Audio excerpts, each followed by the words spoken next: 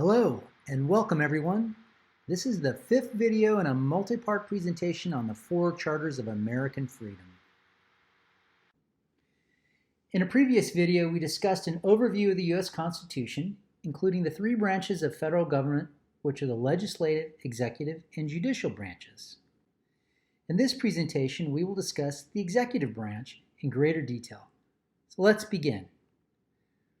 The executive branch is comprised of the office of President and Vice President.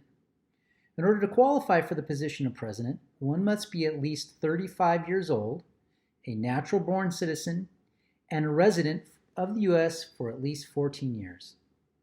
The youngest president in our nation's history was Theodore Roosevelt at age 42, and our oldest is Joe Biden at age 78. The term of the presidential position is 4 years.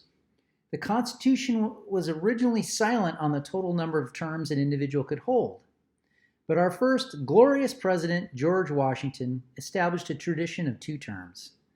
Then Franklin Delano Roosevelt, also known as FDR, broke the tradition by winning a 3rd and 4th term as he guided the nation through the Great Depression and World War II.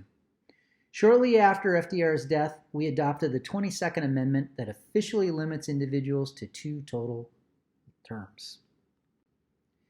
The Constitution, as amended, calls for a popular vote of the President in early November, with the Electoral College voting in mid-December, and then finally a congressional counting of the electoral votes on the following January 6th.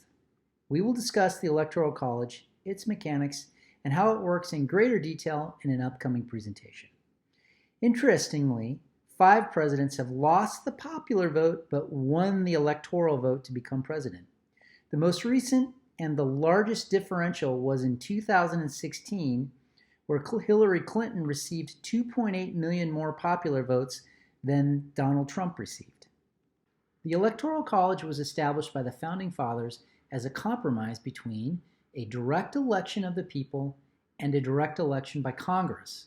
Originally, the Electoral College left the selection of the electors to the states, but now electors are chosen by popular vote of the people.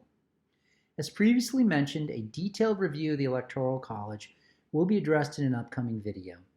Evidently, the path to the presidency includes a trip to No. 1 Observatory Circle, where the Vice President resides, as 15 past presidents have been Vice President. When a president takes office, they must first take an oath as prescribed by the Constitution. The oath says, "I do solemnly swear or affirm that I will faithfully execute the office of the President of the United States and will, to the best of my ability, preserve, protect, and defend the Constitution of the United States."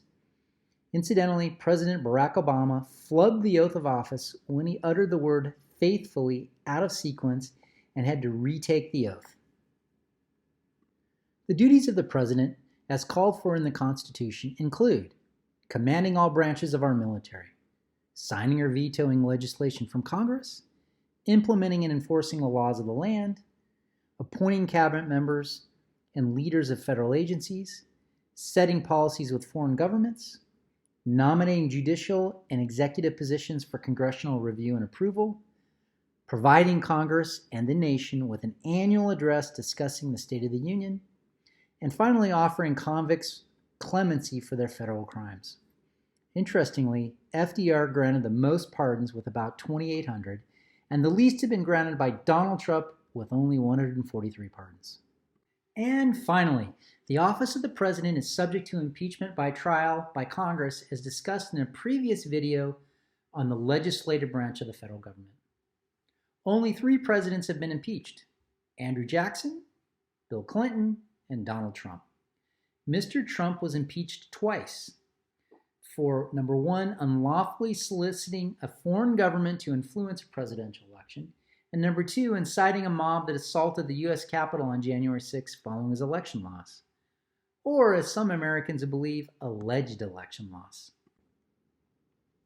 Well, that concludes this overview of the executive branch of the federal government.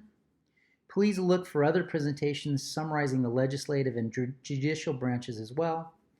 Thanks for viewing this presentation, and please like and subscribe.